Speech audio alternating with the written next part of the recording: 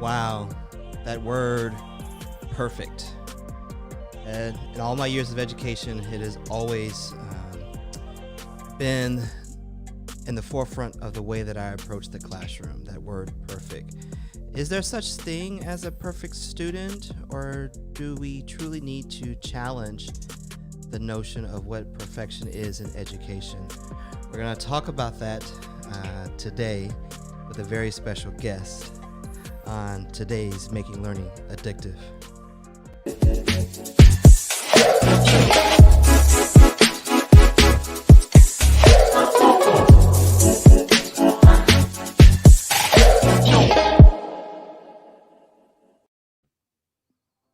Wow, thank you. Today is Thursday, April 1st, and this is not an April Fool's joke. We are here on Making Learning Addictive. I'm so glad that you decided to join us. It looks like we actually lost one of our channels, and I'll work on that. So right now we're streaming live on YouTube and on Facebook. I'll get that Twitter feed going here in just a second to make sure that is working for us, because we have a great conversation to be had this evening, around that word perfect. I saw on Twitter when I posted that we were having this conversation, and someone immediately said there's no such thing as the perfect student. And I responded by saying, we constantly talk about relationships and we say, oh, they're perfect for me, or when we talk about entertainment and roles in the arts, we talk about this is the perfect role for me. And of course, someone's going to call me while I'm talking on my show.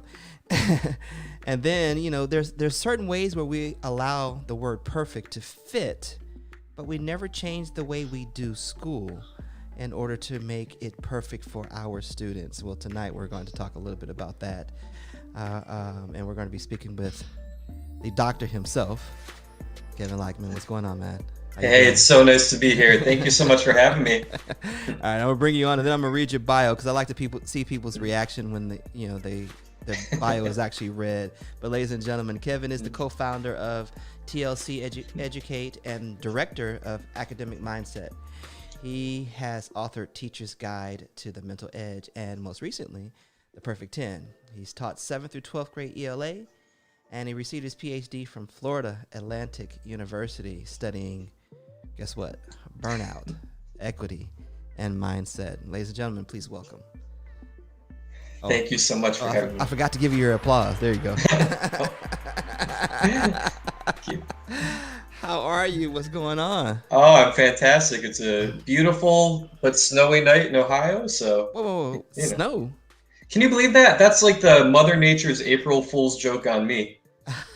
I woke up, I'm like, I thought it was supposed to be rain. Why is it like still in the air? Oh my goodness, you've got snow. So how many inches do you have? I don't even know. I don't calculate. I just try to stay indoors as much as I can. Oh my goodness, that is incredible. Mm-hmm. Man, I moved to Texas to get away from the snow. I don't blame you. And I was out in New Jersey at that time, Mm-hmm. and it's the wrong one. And my wife and I said, we're tired of having to go to work in 36 inches of snow. So, let's. I think anybody can blame you. Where your family is, and let's just get away from this. So anyway, with that being said, you're in Ohio. You've done this teaching, and you heard me mention the word perfect. Mm-hmm. And I'm really just going to jump right into it, because when I got the notes on your book, it was speaking to me and my challenges while I was in the classroom. So I don't know if you know, I was in the classroom, in the classroom setting for about 23 years. Okay. And I immediately wanted to change things my very first day. Yep. But you lead, with talking about your collegiate experience. Mm-hmm. With this term, with this idea around what a perfect student is. Mm-hmm. Talk to me a little bit about that. Yeah, I think whenever you're telling a story, I think context is so important, right? Because anybody could write a book about perfection, but really it's their context that's going to make it special or make it different or unique. So I have, this credential of, having a PhD, Clearly I've spent some time in education and I've looked at the research and so on and so forth. But I think a really important part of my experience was the fact that I barely graduated from high school Mm. and that I dropped out of one college and I failed out of the next. So there was a point in time where I was the opposite of a perfect student, right? In any way that you would typically define it. Uh, I was a struggling student. Mm. And a big part of that, and the thing that hit me all the time was I had so many perfect, in my head, students around me. So many people to compare to where I fell short.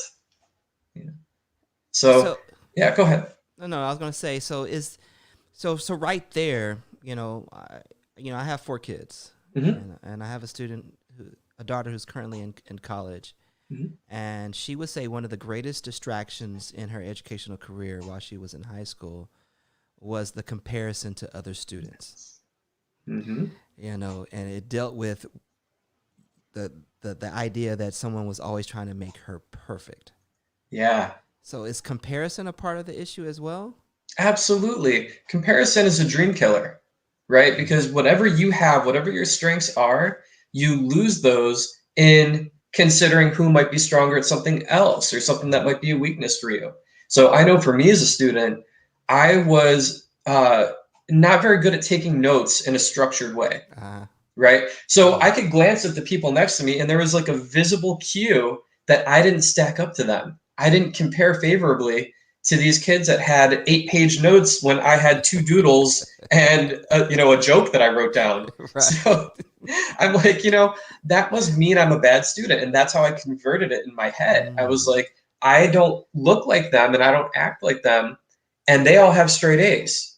So Mm. that must mean I can't have straight A's and I Mm. can't be a good student. And it took me a long time. It took me my third college on academic probation, where if I got a D or lower, I was going to be kicked out. It took me Wow. all the way up until then to say, you know what? I don't take notes like these other people. How Right. do I take them? How can I make this work for me? Uh huh. And I started just embracing my own style of learning. But it took me a long, long time to forgive myself for not being like everybody else. Giving your own self grace. Yeah. You know. Wow. You don't realize how close your story is to mine. one one day I get to share it with you, but Oh, this I can't wait. tonight is about you. But in your introduction, you allude to, because you want people to write in the book, right? Yeah. Talking about taking notes, and you make this statement: I hereby give you permission to write in this book, and if you think that writing in a book is not perfect student behavior, feel free to grab a post-it note and stick it in here. Why did you do that? Because you know what? There was a point in time where I thought writing in books was Uh forbidden, huh. Uh huh. right? And again, these are like those traditional standards. And I really, from the very beginning of this book, I mean, you open at page 1, page 2, I wanted to immediately start challenging your idea of what Mm-hmm. perfect is because a lot of those ideas, they don't come to light, Yeah. right? We Right. have this idea in our head, would a perfect student write in a book? And a lot of us might say no, and we have no reason for it. There's nothing that's logical about it other than that's what we've been seeing or that's what Right. we've been told. Or Maybe once conditioned you to wrote in a think. book and a teacher said, "Don't write in that Mm-hmm. because we need it for the next year and the next." Mm-hmm. So, I want to make sure that anytime we're talking about perfection, I want to make it really clear what we're talking about and what the traditional roles usually are because those traditions have to be challenged Yeah. or they just get upheld. Yeah. Yeah. Yeah. Indeed. Um, I think one of my favorite talks that I've given has been around how to learn to love even that kid, Yeah. challenging what I call the Stepford kid notion in education. We have these expectation of what a student should look, sound, smell like even, Hmm. you know, and we punish kids. We create these punitive systems, if they do not fit that particular mold, Yeah. you know. So your idea is that we need to change what we think perfection is. Am I wrong Yeah. in that? No, absolutely. And I think it's something that's crucial not just for educators, but for parents and students as Yeah. well, because we tend to pass on our ideas of perfect too. Yeah. So if I, as a teacher, say, well, the perfect student will raise their hand X amount of times in class, and they'll be engaged in, whatever the case might be. Well, now I'm pushing that onto a student who might Mm-hmm. really excel at sitting back and observing and being really patient and calm in class. And now I'm Yeah. forcing them to break out of their mold to be Yes. something they're not. And it's Yes. only because it's my idea of, oh, I think this is what it should look like. Right. Yeah. That's Kevin. It's only a 30-minute show. We might be on here all night though. Hey, I'm happy to hang. All right. Well, you address all of this in your new book, the Perfect 10. So, give us a little foundation on what the Perfect 10 is all about here. So the Perfect 10 was just a blessing and an honor for me to even be a part of this project, let alone to lead it. I got the opportunity to speak with some former students, and now that they're out of the school and they're out of that high school grind, I got to ask them, hey, what was your experience really like? And don't leave anything out. Tell me the good, the bad, and the ugly.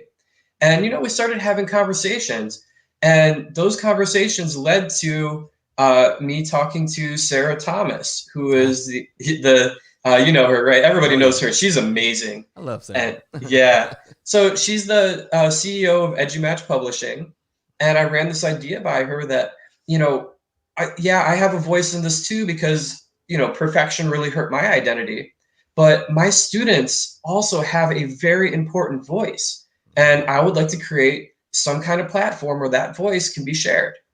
And she was like, excellent, write the book, let's go. Okay. So yeah, Yes, so we sir. got yeah, we got right in on it. And I asked 10 students, thinking I was probably going to have to ask at least 20. I'm demanding a lot of them. There's a lot of bravery and courage that goes into telling your story and sharing it out there. Uh-huh. The first 10 I asked, yes, Doc, I'm in, let's go.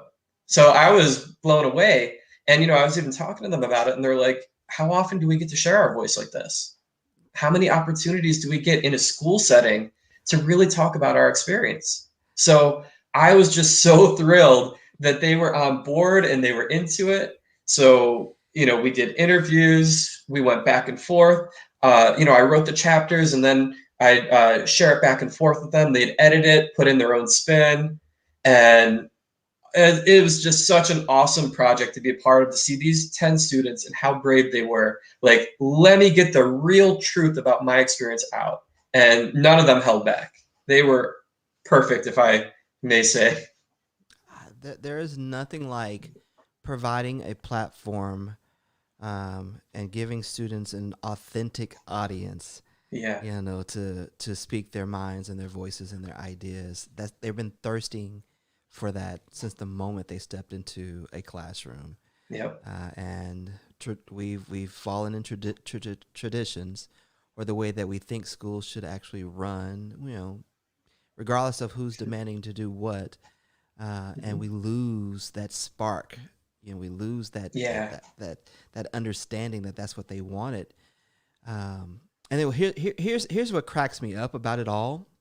Mm-hmm. As educators, we silence, those opportunities in the classroom, but then we go home and beg for them in our families. It's it's backwards. It's Yeah, crazy. It's almost it's hypocritical. it You is. know? I think you're right. And it's so unconscious too, because Yes. nobody just walks through their day and thinks about, what did I ask of my students versus what did I ask of my own family? Yeah. Right? Right. Because that's Mm-hmm. the first thing when you walk home. How was your day, honey? How was yours? What'd you do? What'd you Mm-hmm. learn? Mm-hmm. And we're not asking that with our students. No. You No. know?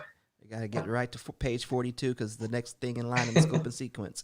So, Mm-hmm. indeed. It's Mm-hmm. all right. So I have always approached education, even before I had kids. I Mm-hmm. wanted to use education as a platform to become a better father, and then the better father I became, the better teacher, I was, because I was able to bounce those things back and forth, which caused me to create really deep relationships, Mm-hmm. with students. So when your students said yes, what was your thought about the relationship that you had built with them for them to be so quick to respond in that manner? It's something that's always shocking to me because in my head, I am looking at them like extended parts of my family. Mm. Like Really? you're practically a cousin or a That's niece it. or That's it. something like that. But at the same time, you never really know how they're looking at you because you're still the teacher, Yeah. right? So that Yeah. relationship is always going to be somewhere in the middle of, eight different realms. Uh-huh. So, I kind of felt like, yeah, maybe they would be interested and maybe this will be cool for them, but would they really say yes to this? Uh-huh. And I won't even lie. I was kind of harsh with them from the beginning because I wanted them to know what they were getting into. I was like, you are putting your story on paper and that will be there forever. Yeah. And whatever you say about your experience can't go away now. It's going to be public. I can't go change it once it's out. Mm-hmm. So you have to really believe in what you're saying to the point Mm-hmm. where even if people don't like what you say, you have to be okay with that. And you have to be able to move on for that. Are you really comfortable with that? And each one, yes, yes, yes, let's go. And, even I talked to a couple of them and I'm like, what made you make that final decision? And they're like, well, you're doing it too, aren't you? Okay. All right. You're right. I sure am. So, if we're all in it together, I think there's a common bond there that does kind of make us sort of like family. Yeah, I love Hmm. it. I absolutely love it. All right, so let's look some of the chapters here. So Sure. the chapters were the stories of your students. Hmm. So 10 students. Hmm. You were able to get to participate here, and they cover some interesting perspectives here. One on hustle. Learning how to be yourself. Which is Hmm. deep for a student. Oh yeah. I mean, so how did they come about what topic they actually wanted to write about? So when I initially approached them, I was telling them you're a great student in a million ways, right? And the truth of the matter, I really believe all 10 of these students had a lot of phenomenal qualities, right? It's not just one thing that made them, amazing kids or made them stand out to me. But for each one of them, there was that one thing that I was like, whoa, Mm. this is special. Mhm. No, no, no. So, Go, oh, okay. continue, So, continue. as I had that conversation with them, I was like, I think what would be really helpful to the readers is when we talk about this idea of perfection, and we're going to break these notions, if we can focus on this one quality, and we can talk about everything, but if we can really highlight that one quality that stood out to you, that one thing that I could clearly, as your teacher, see this brought you success, then I think that brings a lot of value to people who will relate to your stories. They're Mhm. going to look at it and be like, oh man, I'm actually really good at that too. And people Yeah. misunderstand me because maybe I'm not Mm-hmm. this, that, or the other, but I've got this one thing working for me. Yes. And if they can leverage that strength and Yes. embrace who they are, the world opens up for them. Absolutely.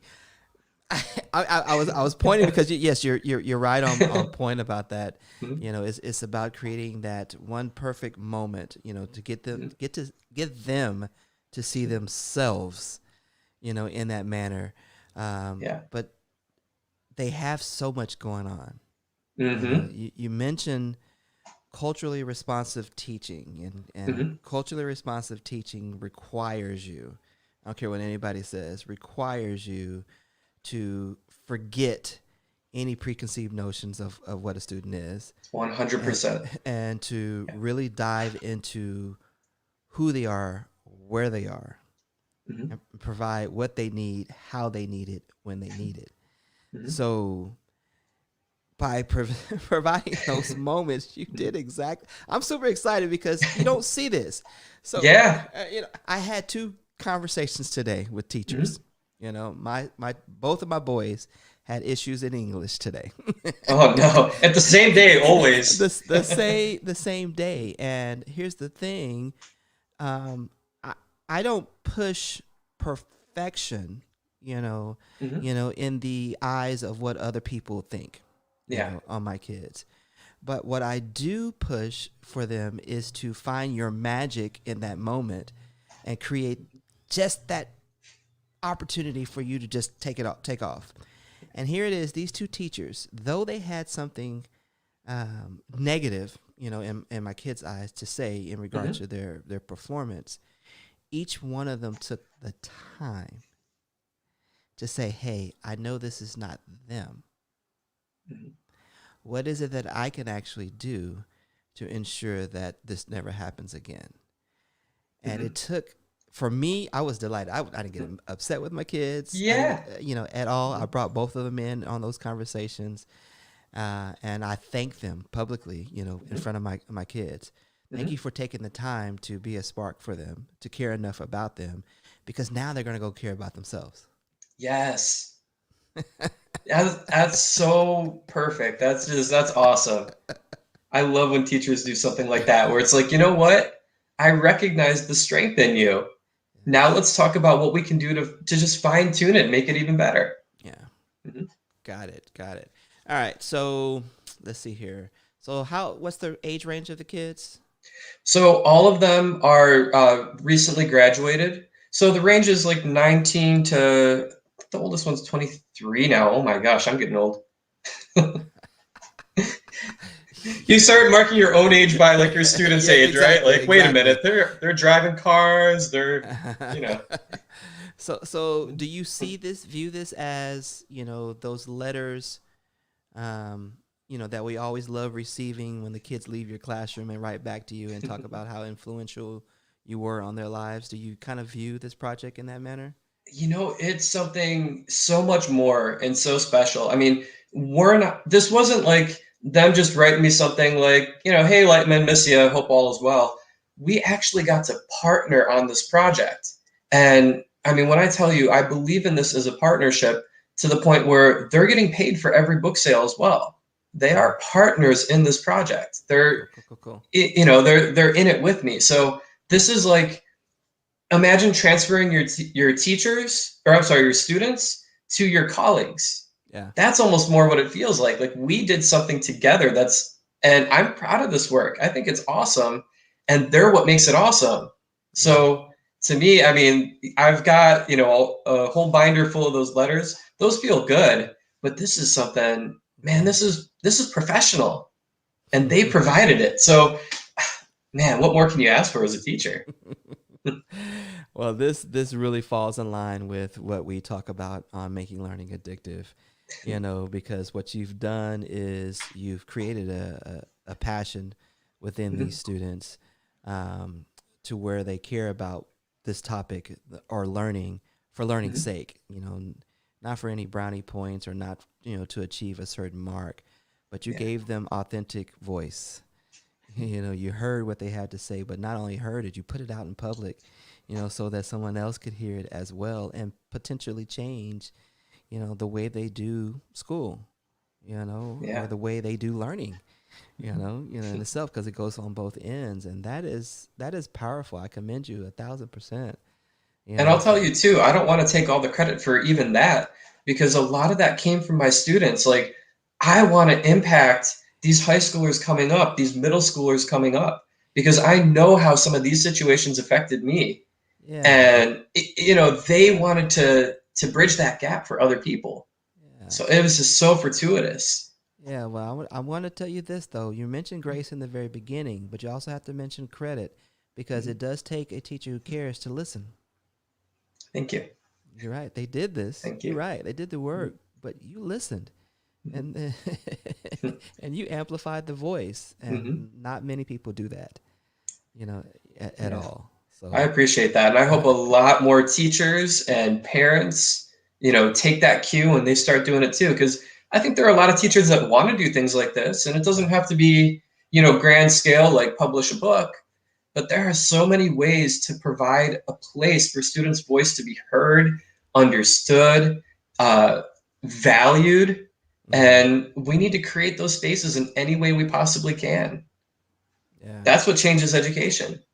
yeah. One of your students had the quote, everything you do today determines your tomorrow. Yep. I mean, thought that just fit with what you just said. Yep. And I remember that. I mean, coming from a student Mhm. who realizes that at that age. Oh, Rocky was unreal. I couldn't believe how smart she was. Yeah. Yeah. So Rocky's currently in college. I didn't know how to pronounce her name. No, Okay. she's focusing on her fashion design brand that she created. She is running that business successfully. She's doing her own custom painted jeans and t-shirts and all sorts of things. But she has exploded that business. Her her topic was hustle, right? Yep. Okay, and she had an acronym for it. Do you remember what the acronym was? Oh, the Oh, I acronym. know. I'm I'm cheating. put you on point. Heartfelt understanding that success takes lasting effort. Heartfelt understanding that success takes lasting. Effort. Ooh, Yeah. she came up with that one herself. I can't give her credit. I took care of the acronyms. Ah. But All right, there you that's go. because I'm like I totally geek out on acronyms. I'm like, ooh, Oh, that do would you? be a fun little chapter feature. Let's do it. But the Well, quote's all her. okay. So heartfelt understanding that success takes lasting effort. Explain that. So when you think about hustle, a lot of people think about it as it's like one moment, right? We kind of underplay hustle as if, it's you work and maybe you stay an hour later. Now you're hustling, right? Mm. But hustling is not in one moment. It's that consistent, persistent effort to say, you know what, every day I'm going to get 1% better. Every day I'm going to do that extra little piece that improves maybe my business or maybe my character. I'm going to do something that's going to position me for the future success that I want. There you go. And, Rocky was just the definition of that to me because, you would see her in school working on her business plan, working on her Yes. branding and her marketing, Yes. testing it out on the other students. There are a couple times, I catch her talking in class and I don't care. I'm a chatty guy too. So I just walk up, be like, hey, what are you guys chatting about? And she's like, oh, I'm just testing this new ad I'm thinking about running. And it's like you're doing market research as a high schooler and you have So. trouble with your grades. Come on now, you're well above and beyond what everyone else is doing. Like, it's crazy. Okay, so all right, so let's look at that though, that piece that you Mm-hmm. just said. So you mentioned and you having trouble with your grades. Mm-hmm. So you have a student who you know is incredible, Yeah. and is probably going to go further than that straight A student. Can Mm-hmm. articulate themselves, their ideas, their dreams and their passions, Mm-hmm. which I believe is the key in order to, for success as it is anyway. Yeah. Um, and they're not performing according to standard. You know, Mm-hmm. how do you explain that to an administrator who is Mm-hmm. actually looking at those scores because it impacts, the way Yeah, that the school the grade. school, Mm-hmm. all that crap, excuse me, I'm just gonna say Yeah, it is. it. That would be All that accurate. crap. So Mm-hmm. how do you go about it? Because there's a lot of teachers Mm-hmm. who would do just like you did. Mm-hmm. Understand that, oh, this girl's got game. Yeah. How can I amplify this? How can I help her? Mm-hmm. But she, So yeah, go I ahead. totally get it. When you talk to administrators, I think the important thing is your first conversation needs to be with the student and it needs to be centered on their purpose and their passion. So, how did I help Rocky with her grades? And I'm not giving myself, again, all the credit for this. She's the one that did the work. Hmm. But we had to attach the work to a purpose. So, me being her English teacher, you need to write a persuasive essay? Write me a marketing strategy. Write me your business plan. And now let's talk about the essay form of what you're doing so you can fit the thing that you like into the test that you have to take. And then she would go into her math class and I'd say, look, I don't know anything about math. All right. I can't really help you there, but you need to do the same thing there. You've got to find your purpose and think about how the formulas you're learning in there can influence your business decisions for the thing that you love. And when they have that purpose, the test scores tend to take care of themselves because then they can understand, no, I don't believe in this test. Hey, I don't either as their teacher. Yeah. And I would tell them that. Mm-hmm. But Mm-hmm. I believe that it can help you to fulfill that bigger purpose that you have. And it's going to help you discover and get better at that why question. And if you can use it for that reason, then you can overcome whatever the obstacle is. And then we don't even need to talk to the principal. Right. You're right. You're right. You're right. How do you get the other teachers to get on board with, the relationship that you're creating and building with this student? Because they leave your classroom in a couple of minutes, and they're about to go to somebody else. As a professional, that was the hardest part of my career, I think. Is that why you still be burned out? Burnout? Big reason. Absolutely. And it all ties together, right? Burnout, perfectionism, these things all tie together. They're all parts of the mindset. But, when I would talk to other teachers, usually the conversation would start with them warning me about the bad kids. Yeah. Oh, it wouldn't start with the perfect kids, right? So, and I even talk about that in the book too. I've got a whole section just about what do we do with these bad kids, because we got to change that definition too. Yeah, that's probably going to be my next book. We got to get rid of that definition. Yeah. So, when I would be in those conversations, I had to be that shining ray of positivity, which usually ended to them just not wanting to talk to me, which doesn't help the students. And that's a problem too. Yes. Right. So I ended up trying to find ways to navigate these relationships where, let me validate in one hand why you feel like they're a bad student. And on the other hand, let me gently challenge you and push you to consider how that might actually be turned to a strength, and let's utilize it. And, I can't say I navigated those waters perfectly. Yeah. There are some teachers I yelled at, not going to lie. Yeah. There were some tough conversations, and there were some, potential friendships proudly squandered. I'm okay with that. Yep. In the name of a student, I'm okay with that. Because that's what we're there for in the first place, right? Exactly. But I have had little pockets of success where, they walk in feeling like, oh, this student's a problem. And they walk out going, you know what? Maybe I didn't know the whole story. Yes. I need to give a little empathy and compassion here. And now let's work with the student. Let's make a partnership. Dude, love it, Kevin. Thank you. I'm actually a little mad at you right now, though, because this is my story. so that next book, I want to write something in there for you. Oh, you're game on. Because that's how that talk begins that I was referring to, is that long walk that the teacher, the lead teacher would take me down the hallway to the closet where they would keep all the cum folders. And then as they look at your roster, they pull out that folder and said, oh, you got that kid. Oh, and you got that kid, Yep. We're all that kid.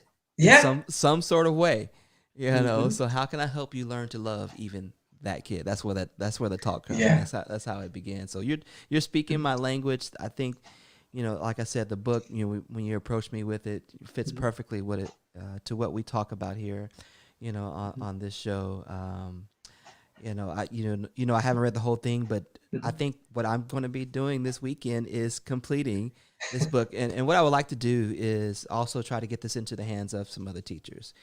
I don't typically talk to authors, to be honest with you, on the show. I'll be completely honest with you. Thank you. I feel very special. And it's been 2 weeks in a row that we've done that. So what I like to do is try to give away some of the books now. And I'm gonna say this now because where we are on the channels. I'm not sure what happened to our Twitter feed, but what I'm going to do is I'm going to reproduce this here, and I'm actually going to put it, out on Twitter for that particular audience, because that is typically where our larger audience, is. We're just growing that YouTube and that Facebook face. To be honest with you, only reason why I go to Facebook is for my mama. Just so she knows what I'm doing, That's where the family's at, always. I do it for her. So, but I want to be able to support what it is that you're doing. So. As I work on this to put this out on Twitter, maybe we can come up with some sort of challenge, or maybe even just entertain a question in regards to what is perfect. I love it. And give away some books on that, and I'll sponsor the books. No problem at all. A way to support what it is that you're doing. The boldness in wanting to amplify student voice, but then also having the courage to let go and allow them to tell their stories. I wish that many other teachers, would be that bold. But yeah, me too. I have hope after today, listening to you, Also listening to the two teachers that I spoke to today, and now I can actually go back and help them tailor the work towards their passion, but then also help my sons connect their passion, to the work that they actually have to do. It's just a two-way street. And I think you've done it finally, Kevin. So I appreciate that, man. Thank you. And I think you're doing an amazing job as well. Thank you very much for being on tonight. Ladies and gentlemen, we thank you for joining us. We do apologize for the feed, but for those that will watch later on, we're going to thank you for that as well. But like I said, we're actually going to give away some books, and we'll tell you how, through Twitter. So you make sure you want to follow that particular feed and the hashtag MLA Live to get that information. So you can get your hands on a copy of The Perfect 10. Next week we'll be taking off, as typically I do the first Thursday in the month. We just happened to fall on April Fool's Day. So, and of course, Kevin and I had to reschedule. So we actually did the show today, but we'll be taking next week off, one for my sanity, but also to prepare, for what we're about to do for the rest of the month. So stay tuned. Be sure to check out the podcast, The Liberated Educator, with Ken Shelton and Dee Lanier. I do produce that, so we'll end with a small preview of what you can expect to see on tomorrow.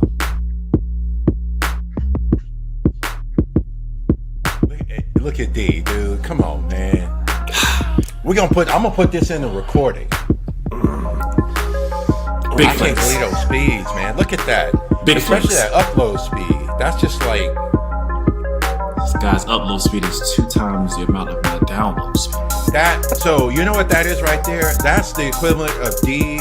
If we were on a sports team, he's walking around the locker room without a towel around his head. Yeah, that's what he's doing. I know y'all see me. And you better hope your mama don't see me. That's that type of speed. Oh my gosh. That's like, I'm going to hang this towel up over my shoulder. Right. That's exactly what it is.